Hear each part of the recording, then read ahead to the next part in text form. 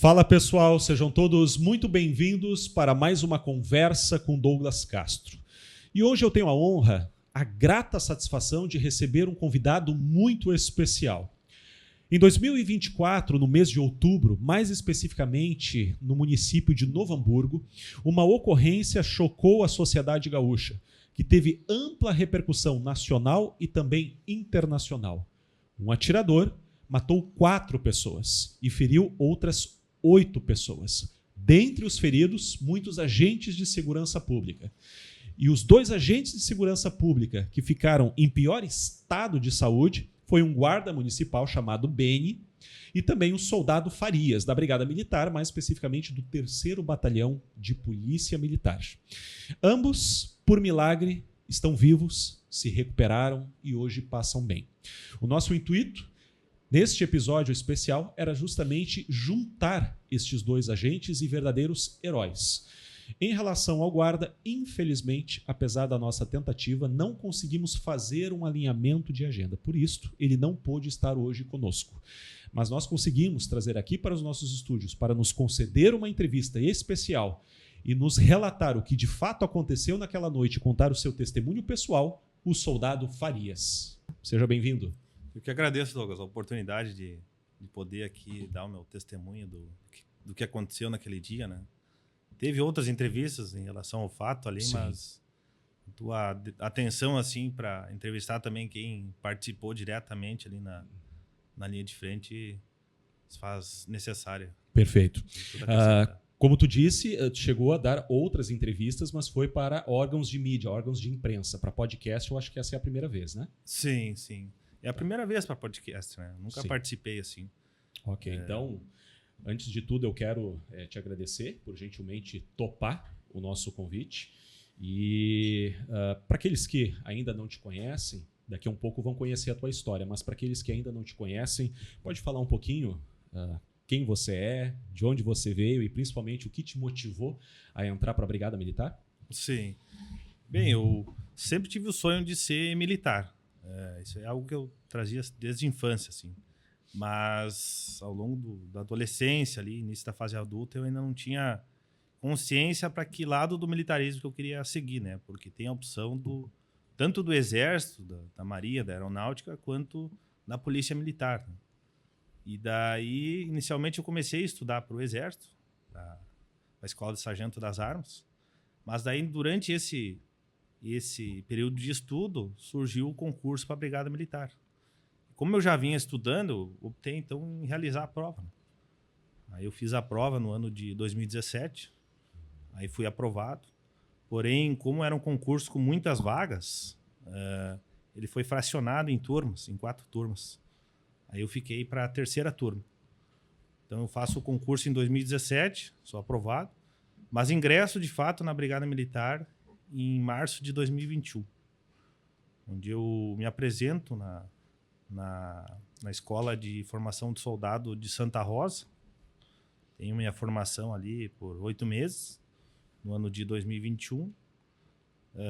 Me formo em novembro e no final de dezembro eu me apresento no 3º Batalhão de Novo Hamburgo, onde trabalho até o momento.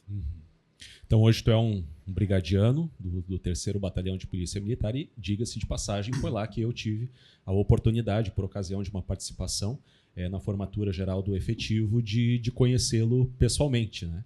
E acabei tendo ali a sorte ou a providência divina de o senhor estar escalado naquele dia para participar deste evento e lá nós pudemos trocar as primeiras palavras e foi aí que surgiu a possibilidade do senhor vir até aqui o nosso município, Cachoeirinha, e participar desse podcast.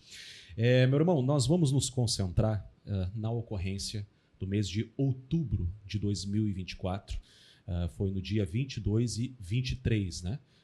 Do mês de outubro de 2024, essa ocorrência do atirador em Novo Hamburgo, que infelizmente ali acabou fazendo várias vítimas, entre elas pessoas que perderam suas vidas e também um número elevado de feridos. Isso teve uma ampla repercussão nacional. Eu estive recentemente na cidade de Novo Hamburgo, não conhecia até então, estive visitando lá o local, conversando com testemunhas oculares, pessoas que participaram diretamente dessa ocorrência, ou seja, não só policiais, e eu vejo assim o quanto aquilo foi traumático.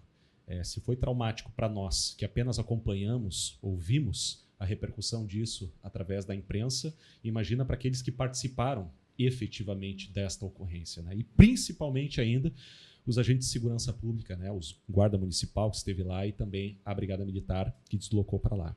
Meu irmão, nesse dia específico, no dia 22 de outubro, se tu puderes contar para nós como é que foi o teu dia ali, tu já estava escalado para trabalhar naquele dia, tu já estava na rua, tu foi chamado de última hora, enfim, como é que foi? Sim, naquele dia de outubro, no dia 22, eu estava escalado para trabalhar durante a madrugada, né? O primeiro turno que a gente fala, das 6 da tarde às 6 da manhã. Cumpriria a minha escala normal, como sempre, né?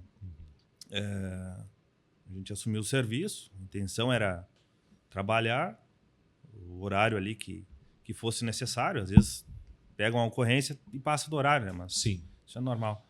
E daí, posteriormente, retornar para casa e seguir com a minha rotina, né? Só que daí, naquele dia em especial, teve uma ocorrência que é essa que a gente está comentando, que mudou totalmente, assim, digamos, a sequência, assim, de trabalho que a gente exercia, assim, durante todo o tempo, né? Que por volta das 10, 11 horas da noite, ela teve início, né? Eu lembro que a gente seguia o patrulhamento, atendimento de ocorrência, e daí por volta das 10 horas, próximo das 10 horas, eu e meu colega, soldado Arnold, estávamos patrulhando na área central de Novo Hamburgo, quando recebemos a chamada da nossa sala de operações, hoje o atual Copom, informando a ocorrência e solicitando o nosso despacho até o endereço lá no local dos fatos. A gente prontamente, então, iniciamos o deslocamento, mas como a gente havia combinado com o soldado Kirch, o soldado Rodrigo, que a janta deles, vale explicar que no turno de 12 horas, a gente tem um horário de intervalo, que é o horário da janta. E no início do serviço, assim, a gente já se acerta, assim, digamos, para cada viatura fazer a refeição num determinado horário, para que as outras estejam disponíveis para atendimento de ocorrência. E a gente fez esse combinado com eles ali, como eles trabalhavam na mesma companhia que nós, na mesma área, de eles fazer a refeição das 9 às 10 e nós das 10 às 11. Era esse o combinado. Aí, quando se aproximou das 10 da noite, que eles já estavam jantando, nós fomos despachados para essa ocorrência. Entretanto, eles ouviram no rádio que seria necessário o deslocamento na nossa guarnição e eles informaram a liberação da janta e se voluntariaram para atender essa ocorrência. Era uma ocorrência simples, sabe? Era uma briga de família, né?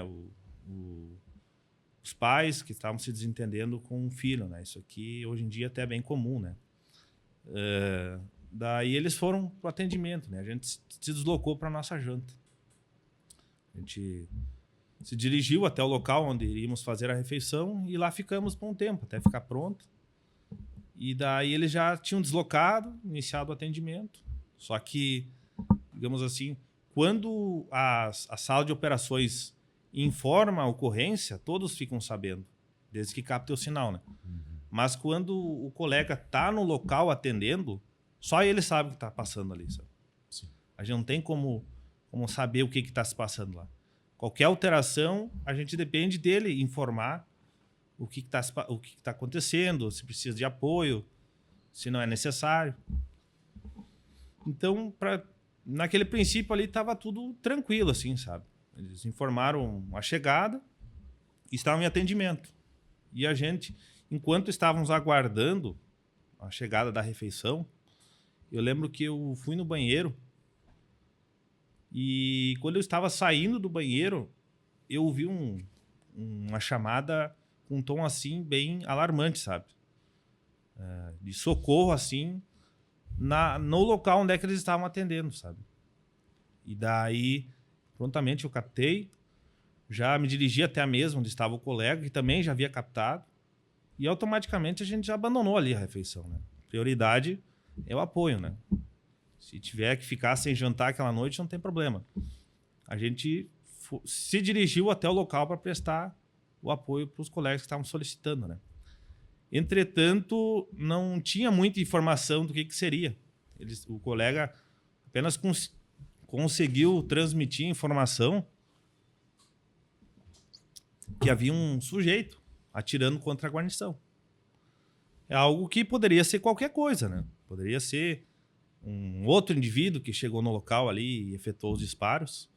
Poderia, sim, ser a própria família ali. É algo bem subjetivo, assim, né? A gente foi no apoio, sem muitas informações. Quando a gente chega na rua, onde é que fica localizado a residência, a cena que a gente visualiza é já uma viatura prestando o apoio, que seria a viatura da Força Tática, e um indivíduo caído em frente à residência, que depois ficou sabendo que é o irmão dele. O atirador. Sim. E daí o portão fechado. A gente então aproximou. Visualmente a ocorrência estava controlada. Haviam vítimas no local, sim, haviam, mas não havia foco de perigo.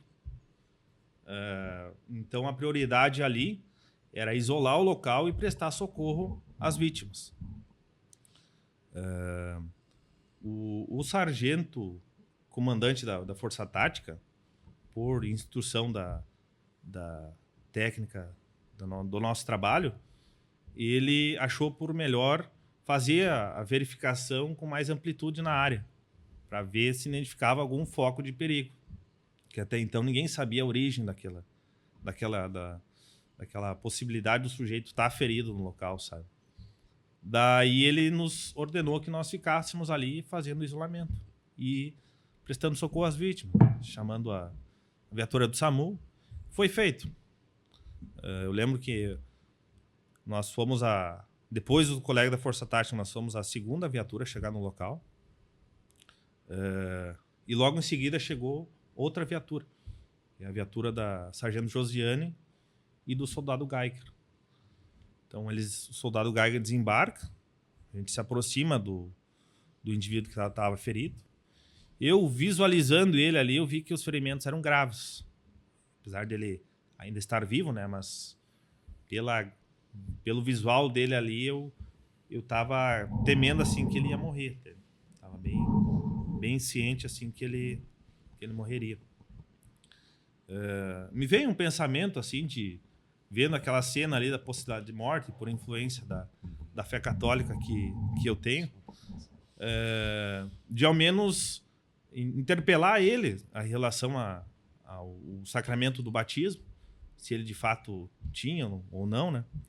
Porque ao menos que ele tivesse essa condição aí antes da morte, né? Porque o próprio Senhor Jesus Cristo colocou o batismo como um elemento necessário para a salvação, né?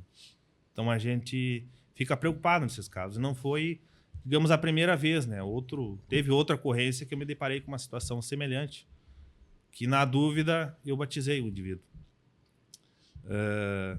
Só que o momento que eu fui me aproximar dele para interpelar ele, e daí depois providenciar a água e a oração que eu faria, né? Iniciou uma sequência de disparos que vinham da casa. E foi uma sequência assim que não parava, sabe? Era tipo uma pistola, uma arma automática, assim, sabe? Era uma sequência bem rápida de tiros, assim, que acabaram me atingindo. Eu senti uma ardência no abdômen. Como eu estava de colete, uma parte dos tiros ficou no colete, né? Não conseguiu transfixar. Mas no abdômen e na perna eu senti uma ardência. E no braço também.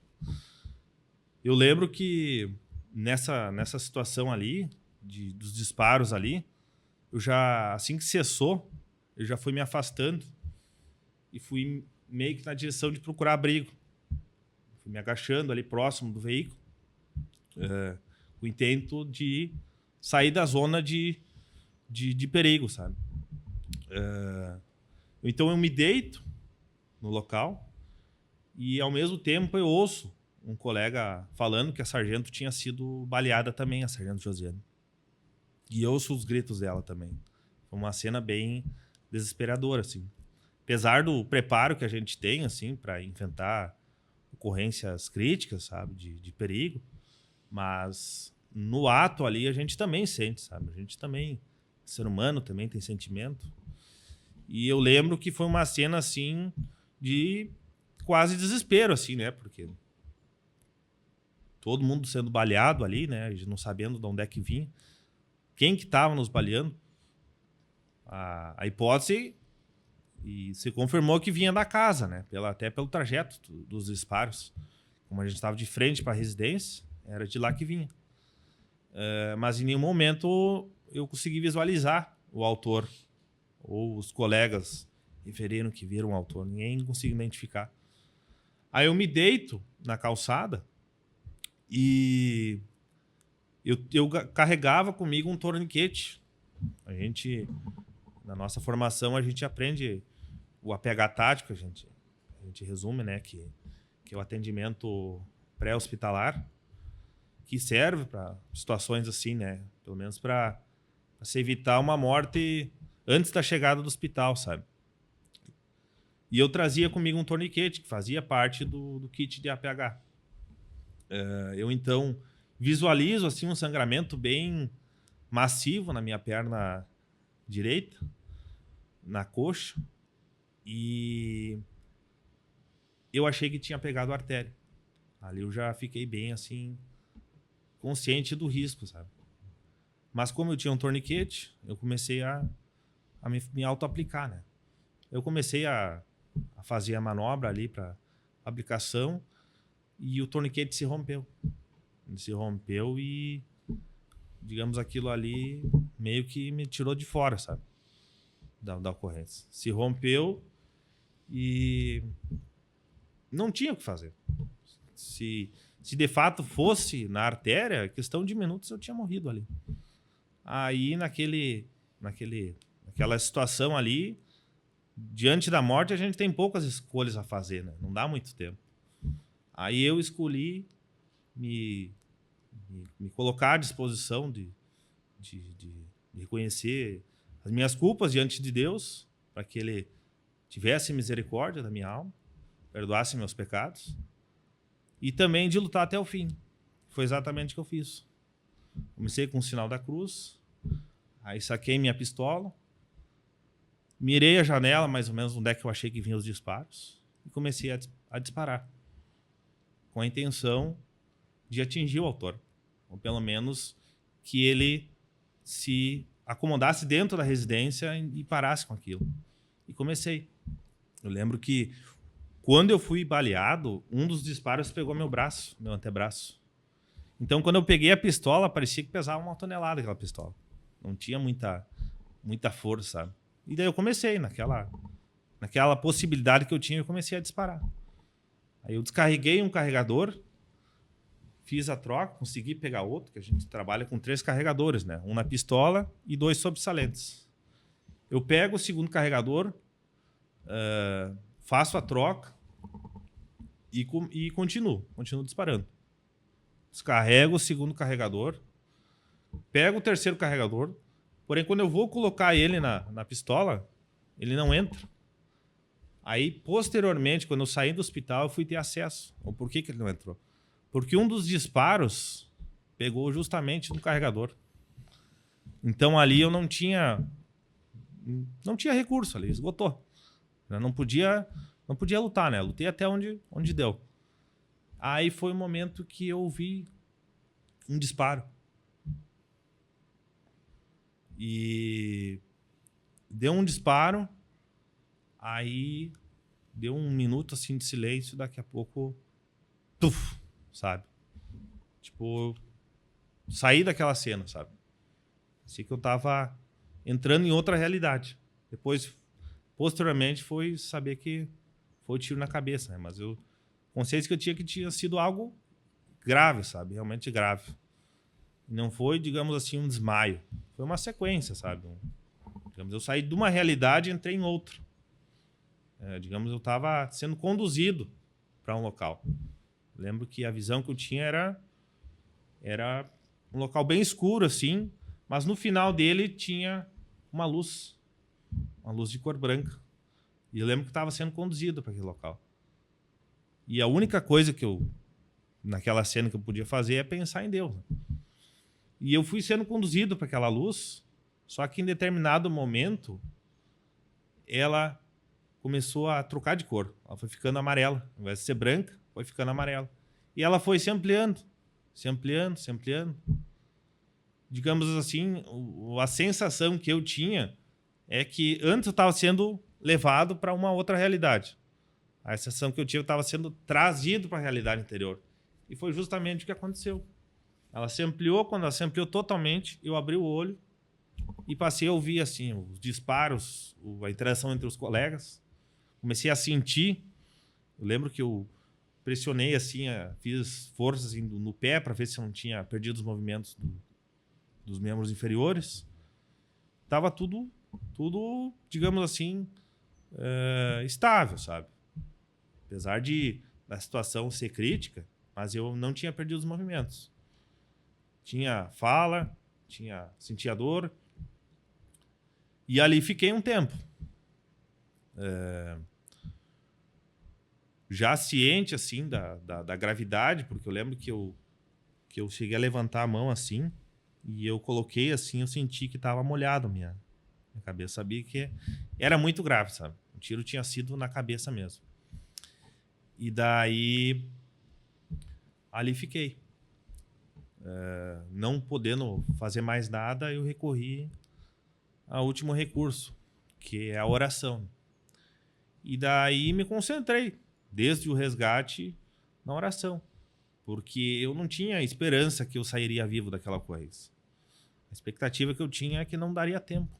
E, de fato, foi por muito pouco que eu não morri naquele dia. Ali eu fiquei, eu lembro que, por ser católico, eu recorri à doutrina católica, recorri à intercessão dos santos, recorri, em especial, à intercessão de São João Paulo II, São João Bosco, Santa Teresinha, Virgem Maria. Todos os santos que me vinham à mente, eu recorri para que eles intercedessem por mim junto a Deus, para que Ele tivesse misericórdia da minha alma e perdoasse as faltas que eu cometi durante a vida, né? Digamos, me preparando para a morte. Eu lembro que eu rezei também diretamente para Deus, pedindo perdão também de algumas coisas que eu tinha feito. E na expectativa que a qualquer momento meu coração ia parar de bater e ia desligar, ia partir para outra realidade. E ali fiquei um bom tempo. Porém, no mesmo momento que eu rezava e interagia com a divindade, eu não deixava de ouvir a interação dos meus colegas, conversa entre eles, os gritos e gemidos das outras vítimas, os disparos que vinham da residência. Eu sabia que ali, eu estando vivo, eu também estaria diante de mais disparos. E esse era o meu receio também, de que o autor visualizasse que eu tinha sobrevivido ao tiro na cabeça e que ele me finalizasse naquele momento. Então, eu procurei não dar muitos sinais assim de estar vivo. A sala de operações tentava interagir comigo no rádio que eu trazia no colete e eu não respondia. Eu ficava em silêncio quando eles me perguntavam, para não dar sinais que o autor pudesse, então, me tirar a vida naquele momento. E ali fiquei. Eu lembro que uma coisa que me marcou bastante foi a coragem e, digamos, o senso de sacrifício dos colegas que ombreavam comigo. Eles estavam dispostos, sim, mesmo com a falta de um equipamento apropriado, a chegar até o local onde eu estava e me arrastar e me tirar dali. Só que todas as vezes que eles tentavam se aproximar, o atirador disparava contra eles. Eles acabavam tendo que recuar. Porém, eu ouvi assim, a interação entre eles, no sentido de, mesmo assim, se colocar à disposição para salvar uma outra vida. Colocar a própria vida em segundo lugar. E ali eu fiquei. Eu via bastante gritos de desespero das outras vítimas. Tinha uma voz masculina que pedia socorro a todo momento. Eu acredito que era o irmão do atirador. Ele estava bem próximo de mim, deitado. Né? E assim, era bem desesperador assim, a cena, sabe? O indivíduo assim, agonizando e desesperado, assim, sabe? Temendo o pior. E ali eu fiquei. Eu lembro que não passava a hora, sabe? Digamos assim, eu demorei para ser resgatado. Não por falta de intenção dos colegas, mas pela circunstância do local. Ali eu fiquei um bom tempo ali. Sangrando, sentindo frio, sentindo dor, já com a garganta seca, encharcado de sangue, tendo muita pouca força. Eu lembro que é uma sensação assim que parece que esgota as forças da gente, sabe? A gente não consegue nem erguer uma xícara, sabe? E daí ali fiquei. Quando em determinado momento alguém dialogou que os drones, seria colocar um drone até a residência para visualizar onde é que estava o autor, para daí tomar uma ação. E o drone, dava para ouvir o barulho do drone. E em determinado momento o colega gritou que o atirador tinha batido o drone. Então foi uma cena ali que ninguém esperava, né? Que ele tivesse essa habilidade de, com uma pistola, derrubar um drone. Depois eles utilizaram outro drone também. E nesse outro drone eu aproveitei então para dar sinais de vida. Lembro que eu estava deitado, com o olhar para o céu, e quando apareceu esse drone, mais ou menos uns 3 metros de altura, e eu não querendo manifestar para o atirador que eu estava vivo, eu comecei a me manifestar por gestos para o drone. Eu estava deitado, eu erguia minhas mãos e comecei a movimentar os dedos de forma discreta. O colega que estava operando o drone visualizou isso. E ele baixou o drone e eu continuei, mostrando que ainda estava vivo. Foi quando eu vi no rádio: o soldado Farias está vivo. Então, ali eu já entendi que a prioridade seria o meu resgate. Passou um tempo e foi informado entre os colegas lá que o BOP tinha chegado no local. O BOP, ele é uma equipe assim que ele dá apoio para o efetivo, em geral. Então, quando eles chegam na ocorrência, a gente tem assim uma esperança maior que ela possa ser resolvida, porque o treinamento deles é para essas situações. Então, quando eu vi a chegada do BOP, eu passei a ter um pouco de esperança que eu seria resgatado. E não demorou muito. Eu passei a ouvir uma intensa troca de tiros e logo 2 colegas do BOP me arrastaram para o outro lado do carro. Porque quando eu caí, eu estava num local ali bem de difícil acesso. Eu estava entre a residência e o carro, mais precisamente no cordão.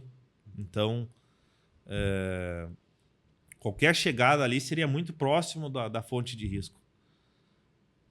Mas os colegas do BOP que tinham esse treinamento para essas circunstâncias, eles utilizaram de algumas técnicas que possibilitou que eles conseguissem chegar até a mim, me tirar daquela zona de perigo, me arrastar até o outro lado do veículo, e daí passaram a me observar para ver se poderiam aplicar algum procedimento pré-hospitalar antes da chegada no hospital. Mas como eles visualizaram que eu tinha o ferimento na cabeça, eles desistiram. A prioridade, então, era levar para o atendimento especializado.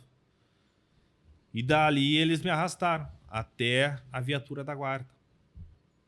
Me colocaram no banco da viatura da guarda. E quando eles me colocaram, eu lembro que naquele solavanco assim, que eles me colocaram assim, eu virei para o lado assim, e eu vi o irmão da atiradora agonizando no banco. Não sei se é o irmão ou é o guarda municipal. Era um indivíduo que estava no banco de trás agonizando. A minha visão já estava bem ofuscada, então eu não conseguia visualizar com precisão quem seria, né? Mas eu sabia que não era eu apenas que estava ferido ali e sendo resgatado. E desde da chegada até a chegar no hospital, eu recorri à oração. Eu acho que nesses momentos aí a gente tem por obrigação, né, recorrer a Deus, né? Eu acho que até é uma imprudência achar que a gente não, que a gente vive só nessa realidade, né? Não tem outra. E foi aí que eu recorri, né? Eu procurei rezar bastante ali enquanto eu estava deitado ali. Eu rezava orações prontas, orações espontâneas, o que me vinha na mente, né? Mas sempre com esse intuito de buscar a salvação da minha alma, né? Sim. Buscar a graça de Deus para que eu fosse salvo, né? Porque a realidade visível ali para mim já não era mais tão importante, não. Já tinha tomado consciência que eu já estava fora ali da ocorrência. O que eu tinha feito na vida fiz, sabe? Bem ciente dessa parte. Tu usou várias vezes a palavra desesperador. Desesperador é a ausência ou a perca da esperança. E a situação, a circunstância em si, até por aquilo, não só por aquilo que é relatado pelas testemunhas oculares, mas até mesmo tem muitos registros sobre o que aconteceu naquela noite, vídeos, fotos, etc. A circunstância em si já era desesperadora. E no teu caso, na condição de baleado, foram quantos tiros que tu levou diretamente que efetivamente acertaram o teu corpo, que te feriram? Olha, com precisão eu posso afirmar 6. 6 tiros. Mas foi muito mais que ele disparou contra ti. Foram mais. Alguns foi no colete? Foi. Isso. O colega que coletou o material que eu estava trazendo comigo na ocorrência, ele me relatou que na parte frontal do colete haviam 3 marcas de disparo. E na parte traseira do colete haviam outros 3. E eu, observando no espelho, eu tenho 3 marcas de tiro nas costas, que não perfurou o colete. Uma, inclusive, na coluna cervical, que se tivesse perfurado, teria ou me matado ou me deixado inválido para sempre. Sim. Isso no mínimo, né? Sim. Porque, obviamente, caso estivesse ali sem Sim. o colete, ou o colete em si não fosse efetivo, seriam 6 tiros a mais. Sim. Em uma área que seria totalmente vital, letal, no caso, né? Ensejando ali, imagina, a tua morte imediata. E o que mais me chama a atenção é que, além da circunstância em si ser desesperadora, e tu já está na condição ali de baleado, parece que tudo estava confluindo para que o pior acontecesse em relação a ti. No sentido de que tu vai fazer ali o torniquete e acaba rompendo o torniquete. Tu vai pegar a tua arma para revidar. Naquele momento tu já tinha condição, até pela direção dos disparos e o barulho, mais ou menos identificar onde estava o atirador, mas um dos disparos havia acertado, foi na tua mão ou no braço? Sim, no antebraço. E que daí tu começou a perder ali o movimento ou o sentido do braço. E quando tu foste trocar ali o pente, o carregador, acabou trancando porque um dos disparos havia acertado ali, o que acabou impossibilitando de recarregar a tua arma. Então foi nesse momento, como tu disse, que tu praticamente percebeu o seguinte: olha, eu tô morrendo, então agora eu vou focar naquilo que é mais importante, Sim. que foi justamente a salvação da tua alma. Bom, tu tem uma formação católica. Sim. Essa é a tua fé e naquele momento foi a principal preocupação que tu teve. Tu acredita que, mesmo acreditando que as tuas chances de saírem vivos eram poucas, tu acredita que a tua fé foi um motivador a mais, não para se entregar, se preocupando apenas com a salvação, mas talvez de lutar um pouco mais? Eu acredito que sim. Em plena consciência que sim. Tá. Tu falaste de um disparo que tu levou na cabeça. Claro, a nossa audiência, o pessoal que está acostumado a assistir o nosso podcast, eu acho que a primeira coisa que repararam é a mudança de posição entre eu e o meu entrevistado. Geralmente eu fico no lugar onde está o meu entrevistado hoje, mas nós fizemos essa mudança temporariamente de propósito para justamente mostrar a tua principal cicatriz. Não é a única, claro, outras partes do corpo têm a cicatriz, mas aquele que seria o disparo mais letal de todos, que é justamente esse da cabeça. Então, o pessoal tá conseguindo visualizar bem. Tu pode mostrar por onde entrou, por onde saiu, se é que saiu a bala, como é que foi esse disparo na cabeça? Eu estava deitado e o atirador estava na minha lateral direita. E ele estava atirando de cima. Então o projétil pegou de cima para baixo. Entrou praticamente no meio do crânio. Só que ele pegou enviesado. Ele perfurou o cérebro e ficou alojado na lateral. Foi ali que eles conseguiram retirar o projétil. Sim. Se ele tivesse tomado qualquer direção por milímetros pro lado, eu não estaria aqui hoje. Sem dúvida.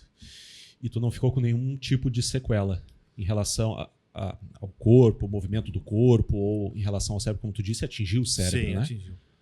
Graças a Deus, não. Foi algo assim que foi providência divina, sem dúvida. E esse corte que tu tens do lado da cabeça foi da cirurgia que fizeram? Foi da cirurgia. Para remoção do projétil. Sim. Como foi uma parte do crânio, e daí tem o couro cabeludo, eles têm que, no procedimento ali, fazer um corte maior do que o orifício que foi causado pelo disparo, né? Para eles poderem fazer o trabalho. Por causa dessa situação aí que minha cicatriz é maior. Bom, haviam ali outros policiais, especialmente os 2 policiais que foram os primeiros a chegar para atender essa ocorrência, que aparentemente era apenas uma desavença entre pais e filho. E esses 2 policiais, eles eram do 3º Batalhão, é isso? Sim. Que eram o Kirsch e o... Soldado Rodrigo. Soldado Rodrigo, tá. Nesse momento, os senhores já tinham conhecimento, não apenas que eles estavam feridos, mas que inclusive já tinham perdido suas vidas no instante que os senhores chegaram lá. Não tinham conhecimento disso. Eu fui tomar conhecimento... O Kirsch foi o primeiro a ser baleado, Sim. né? Que é o que estava dentro da casa, ou melhor, que estava no pátio da casa, no momento que ele estava ali fazendo a ocorrência, ele foi o primeiro a ser baleado. E havia o outro que ele se afastou do local e ele levou o tiro depois. Sim. Mas aí ele já estava longe do local, estava numa esquina mais abaixo, né? Sim. Então, no primeiro momento, vocês não tinham conhecimento de que já havia policiais mortos no local. Apesar de a gente estar na frente da residência, mas o local que o soldado Kirsch foi baleado, ele ficava meio escondido, assim, de quem entrava pela parte da frente, sabe? Quem já estava na residência conseguiria visualizar. Então, por essa razão, a gente não tomou conhecimento na hora do ferimento nele, no caso. Em relação ao soldado Rodrigo, como ele foi atingido uma rua mais para baixo da residência ali, e a gente chegou por outra, não teria como nós ter visualizado ele. E os colegas que prestaram os socorros dele encaminharam ele diretamente para o hospital. Não houve essa... Até porque foi muito rápido, né? Não deu tempo de passar essa informação. Sim. Mas eu, particularmente, fui tomar conhecimento que o falecido Kirsch, que o Kirsch faleceu e que o soldado Rodrigo também, quando eu estava no hospital. 2 dias depois de eu sair do coma. Aí eu tomei conhecimento que eu tinha perdido 2 colegas. Inclusive 2 colegas que eu tinha uma certa amizade, sabe? Eu tive a oportunidade de trabalhar. Guardo a lembrança dos 2, tanto do soldado Kirsch quanto do soldado Rodrigo. Eram 2 pessoas assim que se dedicavam de fato ao trabalho. Não tinha reclamação contra eles. Eram pessoas assim... Eles iam para a ocorrência, resolviam a ocorrência de uma forma assim que satisfazia as partes envolvidas. Entende? Não se esquivavam assim do trabalho. tenho lembranças positivas dos dois. E me orgulho de ter trabalhado com ambos pelo fato de que eles entregaram aquilo que mais tinham para defender a sociedade, que é a própria vida. Maior valor. Sim. Tem gente que entrega dinheiro, que é abastado, consegue ajudar com o dinheiro. Tem gente que é inteligente e consegue ajudar com a inteligência. Tem outros com esforço, com sacrifício. Agora, quem doa com a própria vida, isso não tem comparação. Porque, por mais que a gente se esforce, nunca vai chegar nesse patamar. Até a Sagrada Escritura é bem clara nisso, né? Prova de amor maior não há que doar a vida pelo irmão. Então, eu me orgulho assim, de ter trabalhado com os dois. Dois colegas assim, que eu acho que deveriam ter um reconhecimento maior. Porque o símbolo que eles representam para a Brigada Militar, para o 3º Batalhão e para o povo gaúcho como um todo. De pessoas que colocaram a própria vida em segundo lugar para defender algo que eles tinham sido chamados. No caso, o atendimento da ocorrência. Isso aqui, a meu ver, é digno de respeito, de louvor, assim. Sem dúvida, eles, todo o nosso reconhecimento, e também aproveitando o ensejo, já que nós mencionamos o nome destes 2 policiais que tombaram em serviço, também expressar aqui os nossos sentimentos em relação à família, até porque é um caso ainda bastante recente. Há quem diga que é a noite ou a madrugada que ainda não terminou. E esse é um dos motivos pelos quais a gente, mais uma vez, traz aqui um convidado para justamente falar sobre esta ocorrência. Porque não é apenas uma ocorrência, foi a ocorrência, que continua reverberando até os dias de hoje. Aliás, marcou vidas, e muitas vidas, de uma vez para sempre.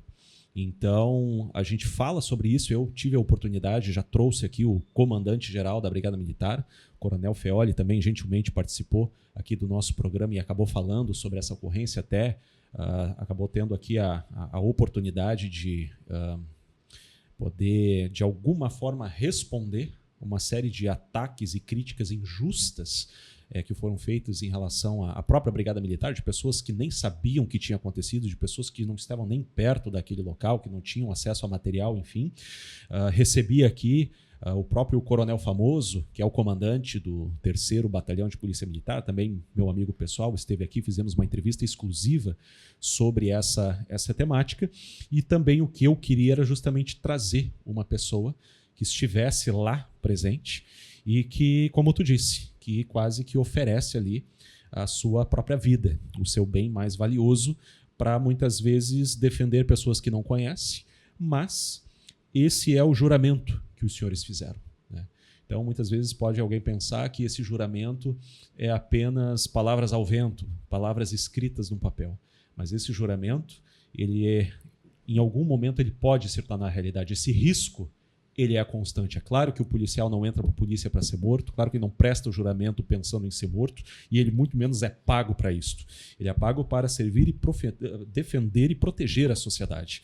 Mas, infelizmente, por conta dessa atuação, pode acabar ocorrendo o que de fato aconteceu naquela fatídica noite em Novo Hamburgo.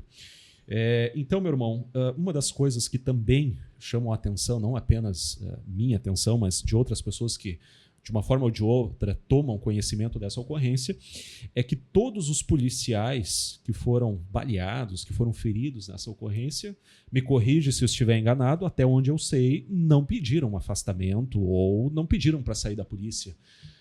Em algum momento, quase que tu perdeu a tua vida lá e, de fato, o fato de tu estar aqui conosco hoje é um milagre, em algum momento tu pensou, cara, isso não é para mim. Isso não é para mim. Eu recém entrei na brigada. Eu tenho vida longa na brigada, muito tempo ainda de carreira, e até ir para a reserva, e isso aconteceu agora, pode acontecer de novo, eu não quero isso para mim. Em algum momento passou pela tua cabeça, de repente pediu o afastamento, ou até mesmo sair da instituição? Olha, Douglas, com esta ocorrência ali que se passou comigo, que eu fui entender de fato o valor da vocação policial militar. há pessoas que são chamadas para se colocar à disposição de outras, mesmo com o risco da própria vida. E isso é independente de vantagens financeiras, de status, de poder. É algo que vem no íntimo da pessoa, de ela se colocar à disposição. Eu, depois dessa ocorrência aí, eu tive a certeza que, de fato, eu sou vocacionado. Porque, apesar de tudo que aconteceu, quando eu estava no hospital, a única preocupação que me vinha na mente era eu ficar sequelado de uma forma que eu não pudesse voltar a trabalhar, não pudesse servir. Isso aí me preocupava. Mas, graças a Deus, quis a divina providência que eu pude retornar. Em 18 dias de internação, voltei para minha casa, no dia 9 de novembro. E no dia 5 de fevereiro, eu retornei para o meu trabalho, me apresentei no 3º Batalhão. Então, tu teve uma recuperação relativamente rápida comparada com a gravidade dos ferimentos que tu sofreu naquela noite. Dá para dizer que foi quantos dias? Foram 18 dias. 18 dias. 9 dias na UTI e o restante no leito normal. Olha aí. E não pensava em outra coisa a não ser voltar para a Brigada Militar. E os teus colegas, que também foram baleados aquela noite? Também retornaram, né? Teve colegas ali que foram obrigados a ser afastados, né? Por conta dos ferimentos, mas que eu sei, o desejo deles era, se pudesse seguir assim, ferido mesmo, seguir na ocorrência, eles fariam. Sim. Porque, como eu mencionei, é uma vocação, entende? É um chamado íntimo, sabe? Não é pela questão financeira, pelo status de ser polícia ou não, entende? É algo assim que é chamado, assim como um sacerdote, um pastor é chamado para pregar o evangelho. Independente da remuneração dele, ele vai fazer aquilo. É o que ele se sente, né, chamado para aquilo. Sim, sim. E isso aqui se demonstrou bem visível, assim, né, depois dessa ocorrência. Pelo que se sucedeu após ela. Bom, se tem uma pessoa que conhece bem a tropa do 3º BPM, é justamente o policial que está juntamente com eles nas ruas, todos os dias, patrulhando junto, colega do lado, enfim. E é óbvio que foi arrasador o que aconteceu. Policiais mortos, policiais baleados, dentre outras vítimas. Como é que está a tropa hoje? O que tu pode dizer em relação à tropa? Eles tiveram algum tipo de atendimento psicológico? Enfim, o que foi oferecido para eles? E como é que se encontra a tropa hoje? Eu, particularmente, eu faria uma injustiça se eu dissesse que a instituição como um todo negligenciou. Muito pelo contrário. Todo o aparato que a brigada disponibilizava, detém, ela disponibilizou, tanto para mim quanto para os outros colegas. Pra você ter uma noção, quando eu estava internado na UTI de Novo Hamburgo, havia uma viatura que estava dedicada praticamente de forma exclusiva à minha proteção no hospital. O fato de ser polícia e estar num local que também é frequentado por indivíduos que pertencem a organizações criminosas, então a gente acaba se expondo também. E a instituição se colocou à disposição. Eu serei sempre grato a esse auxílio que eu tive, tanto para a instituição quanto para indivíduos, em particular, que se colocaram para ajudar, me ajudar assim, no que fosse necessário. Eu não vou mencionar nomes aqui porque eu vou acabar esquecendo de algum e vai ser injusto, né? Mas assim, para aqueles que me ajudaram assim, eu vou ser eternamente grato, tanto para a instituição quanto para esses indivíduos assim que de alguma forma me prestaram apoio. Maravilha. Maravilha, meu irmão. E na tua vida particular? Bom, sempre foi um cara religioso, pelo que eu pude perceber. E até então, tu entrou para a Brigada Militar porque tu já tinha essa vocação policial e já sabia disso. Mas depois da tua experiência, eu acho que tu acabou tendo certeza. Tanto é que a maior prova disso é que 18 dias depois tu voltou de serviço e hoje está aqui, mais uma vez, vestindo essa farda e representando a tua instituição. Mas, irmão, depois de uma experiência tão traumática, tão marcante quanto essa, o que mudou na tua vida? O que tu acha que muda na vida do ser humano depois de passar por uma experiência, vamos dizer assim, de quase morte, como foi o teu caso? Olha, depois de passar por uma situação dessas, eu acho que qualquer pessoa que se coloca nessa condição assim, ela passa a olhar a vida de outra forma. Digamos, essa parte espiritual que a gente menciona, ela não é, digamos, não é papo furado, sabe? Quando o padre ou o pastor comenta sobre e prega sobre esses aspectos, não é da boca para fora. Isso aqui, de fato, é real. Acreditar que a única realidade que existe é aquela que a gente enxerga, isso aqui é algo que não tem base na realidade, sabe? Então, com essa ocorrência ali, eu, de fato, tive uma prova real dessa outra realidade, não visível, né? A realidade espiritual. E por conta disso, eu acabei me dedicando mais a isso, dando mais atenção a isso. Até porque uma das preocupações que eu tinha quando eu estava agonizando para morrer era o pensamento que a dedicação que eu dei a Deus durante a minha vida não tinha sido suficiente. Isso era algo que me causava aflição. Eu tinha me arrependido disso aí. Inclusive, de outras questões, eu fiz meus pedidos de perdão a Deus, na esperança que Ele me aceitasse e me recebesse. Sim. E eu posso afirmar, quem passa por uma experiência dessas, a tendência é olhar a vida mais por esse aspecto espiritual, assim. Tu é pai? Sou pai, sim. Pai do Davi Luiz. Davi Luiz. Nome bonito. Olha aí, meu irmão.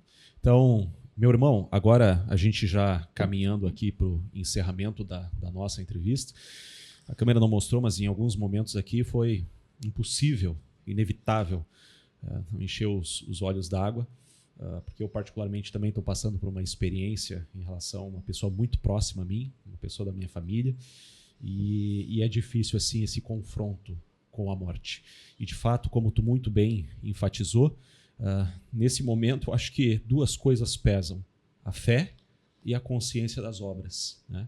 E é natural, a gente sempre acha que nunca fez o suficiente, mas eu acho importante também destacar por meio desse teu testemunho, não só para que fique claro que o teu caso foi um milagre, houve ali um livramento gracioso da parte de Deus, e essa é uma decisão soberana do Senhor, mas que também as pessoas percebam o quanto é importante não só a fé em si, mas também as boas obras, né?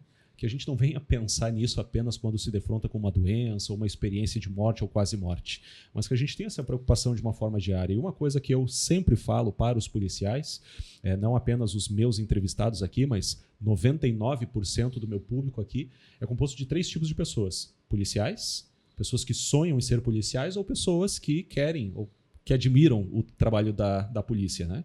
E eu sempre digo assim, existem várias formas de se praticar o bem, né? O médico, ele pratica o bem quando ele aplica ali a sua técnica, a sua inteligência, a sua perícia, salvando vidas.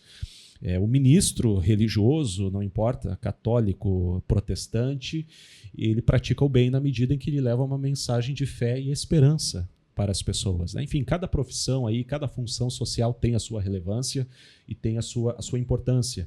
Mas eu costumo dizer que a melhor forma de se fazer o bem é a firme decisão de combater o mal. E esta é, sem dúvida, uma das melhores formas de se fazer o bem. E é uma pena que ainda existem muitas pessoas na sociedade que não reconhecem isso, que olham os senhores assim até com uma certa desconfiança, com um certo medo, quando na verdade deveriam ter em relação aos senhores respeito, muito respeito, e mais do que isto, admiração. Porque o objetivo do nosso podcast hoje foi exatamente este. Eu até peço para que corte agora para a câmera panorâmica. Como eu disse, nós fizemos aqui a troca de posições para que ele pudesse mostrar o lado, na cabeça, o lado direito, a marca do principal disparo, né, daquilo que poderia ter sido letal. Todos poderiam ter sido letais, mas este foi de longe o mais grave de todos. E para que isso fique bastante claro, exatamente como tu falaste aí, os policiais que dedicam as suas vidas a isso, especialmente esses que estão diariamente na rua vestindo essa farda, eles merecem todo o nosso respeito, toda a nossa consideração e, acima de tudo, a nossa admiração. Admiração. A própria Bíblia diz assim, né? Dai a cada um o que lhe é devido. A quem respeito, respeito. A quem honra, honra. Então, meu amigo, na tua pessoa, nós poderíamos ter trazido outros policiais que estiveram lá, que combateram bravamente, e muito em breve é exatamente isso que nós vamos fazer. A gente só está esperando o momento certo para isso, a devida liberação, para trazer pessoas que se destacaram também nessa ocorrência, cujas histórias não são conhecidas, mas tu também representar aqueles policiais que foram baleados, talvez não de uma forma tão grave quanto tu, mas que estavam lá combatendo bravamente e também derramaram o seu sangue, porque foram feridos para atender uma ocorrência, para defender a vida de pessoas que muitas vezes eles nem mesmo conhecem. Mas isso é o quê? É os senhores, mais uma vez, dando provas de que são vocacionados e de que honram o juramento que os senhores mesmos fazem. Me corrige se eu estiver errado, mas eu acredito que não existe nenhuma outra profissão que faça o juramento de fazer o bem em relação à sociedade, defender e servir, mesmo com o risco ou o sacrifício da própria vida. Então, os senhores falam isto, isso está previsto lá nos textos formais dos senhores, e os senhores são a maior prova de que isso acontece, tá certo? Então, eu quero te agradecer, meu amigo, de coração, mais uma vez, pela tua presença aqui nos nossos estúdios. Eu não tenho dúvidas de que Deus ele te deu essa oportunidade, porque Ele certamente tem um grande projeto na tua vida, e talvez esse projeto também seja tu ter, enfim, alguns espaços aí para levar essa mensagem de fé e esperança, essa experiência aí que tu teve com o divino. Então, meu amigo, tu tem o tempo que tu quiser para te dirigir aqui para essa câmera, para a nossa audiência, enfim, para os teus colegas ou para a tua família, fica à vontade para transmitir a tua mensagem.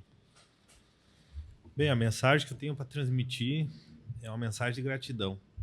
Obrigado a todas as pessoas que estiveram do meu lado, que me ajudaram quando eu precisei, que rezaram por mim. Sem vocês, certamente eu não tinha sobrevivido. Contei com o auxílio divino, mas Deus age também através das pessoas. Obrigado a cada um que me ajudou. Muito obrigado, meu irmão, então, com esse testemunho de fé, e eu tendo hoje a oportunidade, a honra de conhecer o Senhor, esse verdadeiro milagre vivo, eu quero então me despedir aqui da nossa audiência, continua firme nessa tua caminhada, e também levando força e motivação através do teu exemplo para os demais policiais lá da tropa do 3º Batalhão de Polícia Militar, da qual eu tive a oportunidade de conhecer alguns, como eu disse, e eu fui muito bem recebido, fui muito bem acolhido, desde o comandante até os demais oficiais, capitães, soldados que lá estiveram. E apesar da experiência trágica, apesar da experiência traumática, ver estes policiais firmes e fortes, até os que de fato foram baleados, assim como tu, continuar vestindo a farda e protegendo a cada um de nós, isso só me dá a certeza de que nós estamos no caminho certo. Tanto eu quanto a minha equipe vamos continuar com esse projeto para justamente mostrar esta realidade que infelizmente não é mostrada por grande parte da imprensa e boas histórias que acabam não sendo contadas. E eu encerro dizendo, tanto para ti quanto para qualquer outro policial, agente de segurança pública, talvez, no momento de sacrifício não se tem ali o que nós chamamos de o devido reconhecimento. Tá? Às vezes o reconhecimento não vem por parte do comandante, às vezes o reconhecimento não vem por parte da instituição, ou pelo menos não da forma como se gostaria ou se acha justo, enfim. Às vezes não vem por parte das autoridades públicas, não vem por parte da imprensa, enfim, não vem por parte de ninguém. E aí tu pensa, mas eu sacrifiquei a minha vida, derramei o meu sangue. Mas é importante a gente lembrar que todo sacrifício, mesmo quando ignorado pelos homens ou desprezado pelos homens, brilha como uma joia diante de Deus. E naquele momento tu não teve um confronto com a morte. Tu teve um confronto com o teu próprio Criador. Tu te dirigiu à divindade. Em última instância, é a Ele que tu vai prestar contas. Em última instância, é Ele que vai poder avaliar as tuas obras e dar ali o devido reconhecimento e o merecimento em razão das tuas boas obras. Então, parabéns pelo teu exemplo, parabéns pela tua bravura, Parabéns pelo teu exemplo de fé, pela tua confissão de fé e parabéns pela atitude, porque naquele momento tu te arriscou ao ver uma pessoa que tu não conhecia agonizando, perdendo a sua vida, e tu teve um ato de chegar naquela pessoa e se preocupar com a salvação daquela pessoa, porque eu acredito que mais importante do que a vida é a salvação da alma. E, de acordo com a tua fé, dar-lhe ali a extrema unção, tu teve essa preocupação e tragicamente tu acabou ali levando os disparos, enfim, para ver como que o mundo é cruel, como que o inimigo é sujo. Mas se Deus é por nós, quem será contra nós? Então, mais uma vez eu te agradeço aí pela presença. Vida longa na Brigada Militar. Continue sendo essa pessoa extraordinária que tu és. E eu não tenho dúvidas de que Deus vai fazer grandes coisas através da tua vida. Tá bem? E quanto a você, muito obrigado por nos acompanhar até aqui. E a próxima conversa com Douglas Castro, se Deus quiser.